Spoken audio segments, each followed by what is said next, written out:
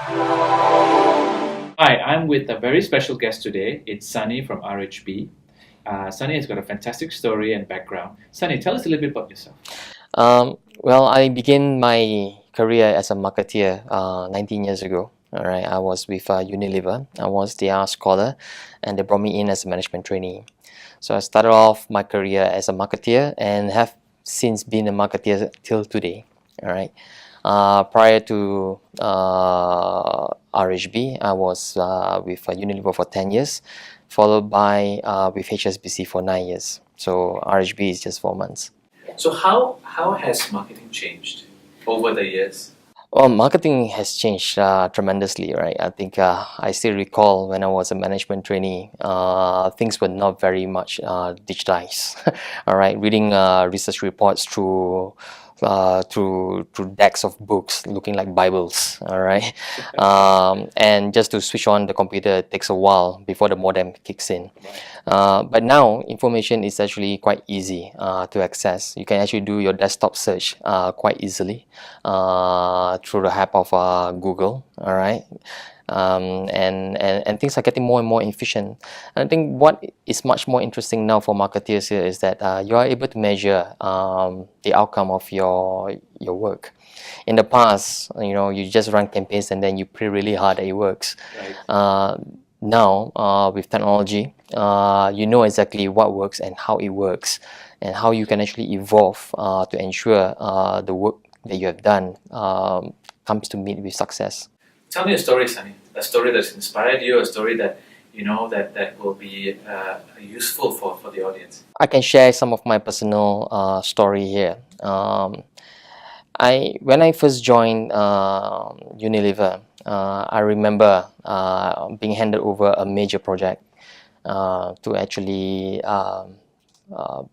to lead. All right, and as a management trainee, and at that point in time, I recall the project was basically is a very critical project for the company.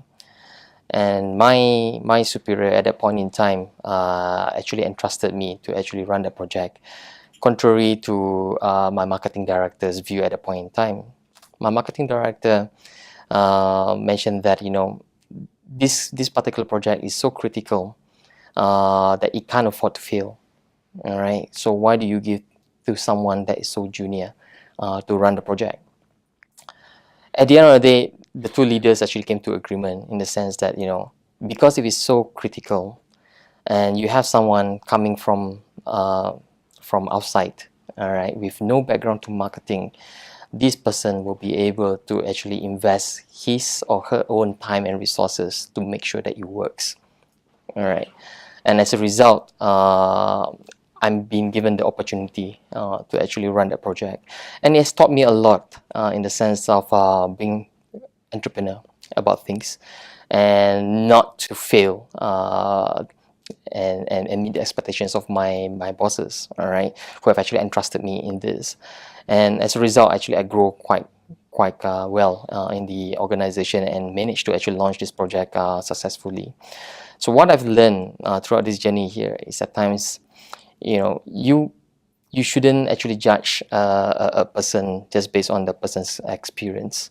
You may want to judge the person based on the passion on what he can bring to the table, and I've been actually practicing that since then. And I always believe that talents can be actually manufactured.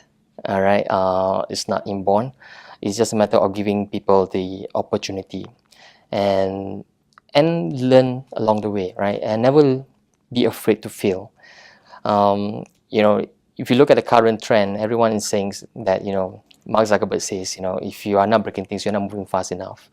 Um, I learned that philosophy 19 years ago when my two leaders were actually giving me the opportunity to run this particular project, because they allow me to actually break things, Yeah. right, and discover along the way. Of course, through proper guidance of your bosses, you will be able to emerge victoriously and gain some learning from there.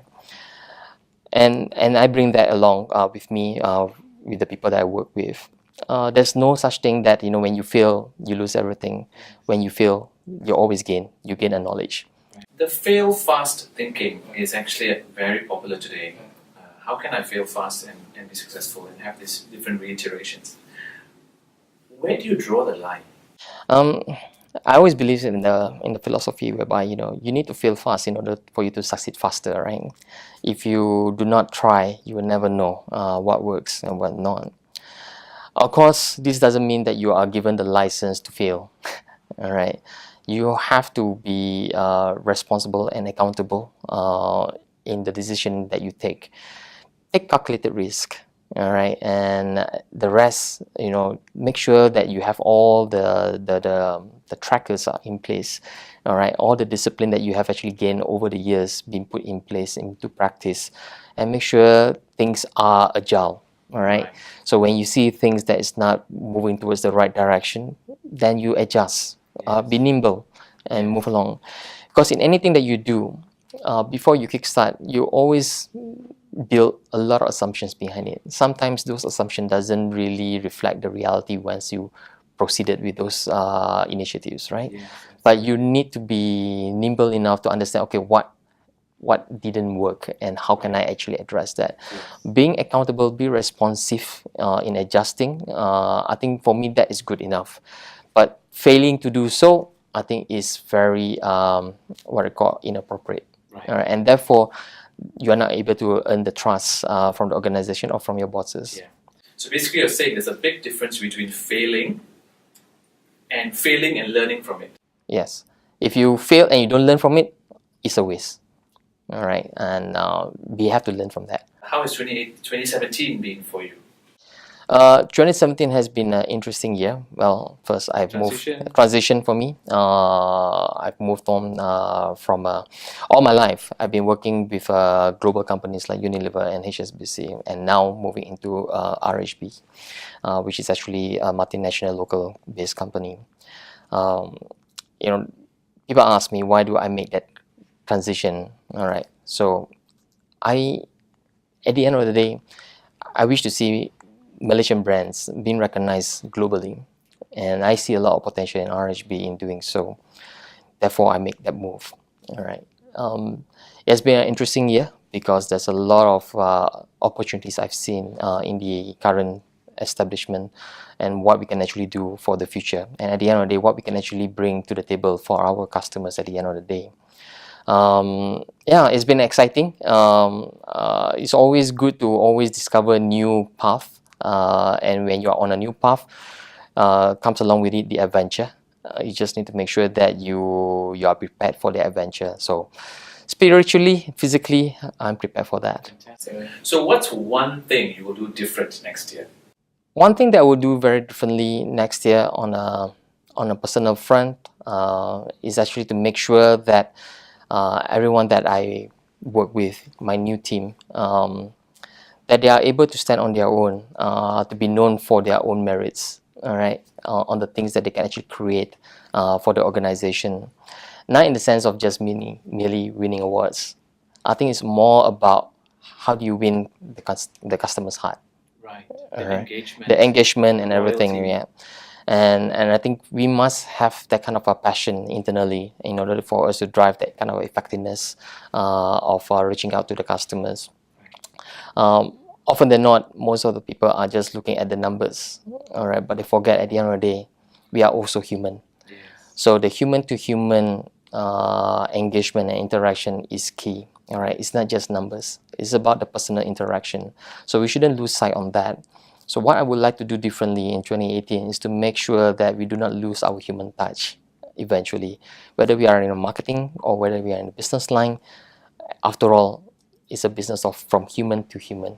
All right, so let's make the engagement worthwhile. So thank you so much, Sani. Thank you for coming on board. I really, thank really you. appreciate it, and I hope to see you at our show again. All the best for 2018. Thank you so much. Thanks for having me over. Thank you.